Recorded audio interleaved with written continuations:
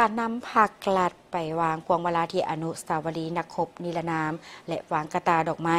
ที่อนุสรณ์สถานประธานไก่สอนพรหมวิหารเนื่องในโอกาสวันสร้างตั้งพรรคประชาชนปฏิวัติลาวครบรอบ 71 ปีในตอนเช้าของวันที่ 21 มีนาคม 2026 การนำขันสูงผักลัดนำโดยทานทองล้นศรีสุริตเลขาธิการใหญ่คณะบริหารงานส่วนกลางผักประธานประเทศแห่งสาธารณรัฐประชาธิปไตยประชาชนลาวได้เข้าวางพวงมาลาอยู่อนุสาวรีย์นักรบนิรนามดาวแดงนครหลวงเวียงจันทน์เนื่องในโอกาสวันสร้างตั้งพรรคประชาชนปฏิวัติลาวครบรอบ 71 ปี การวางพวงมาลาในครั้งนี้แม้นเพื่อเป็นการแสดงความเคารพรัก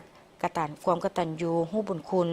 และคุณงามความดีน้ำใจต่อสู้อย่างพิราศหาญและบ่ยอมจำนนของบรรพบุรุษลาวก็คือบรรดานักรบปฏิวัติที่ได้เสียสละชีวิตเลือดเนื้อเพื่อการปฏิวัติ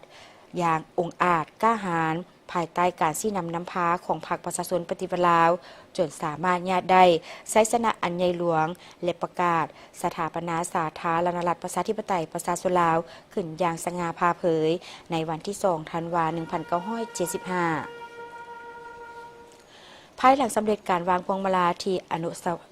สาวรีย์นักรบนิรนามแล้วคณะการนำผักลัดได้สืบต่อวางกระตาดอกไม้อยู่ที่ตอนนาอนุสรณ์สถานประธานไก่สอนพรหมวิหารอดีตผู้นำที่แสนเคารพรักของปวงชนลาวทั้งชาติเพื่อแสดงความกตัญญูฮู้บุญคุณที่ได้สุมสติปัญญาเข้าในการนำพา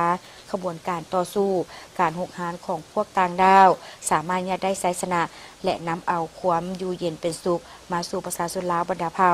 ซึ่งผลงานและคุณงามความดีของประธานไก่สอนพรหมวิหารแม้นได้จารึกในความทรงจำของประชาชนลาวบรรดาเผ่าตลอดไป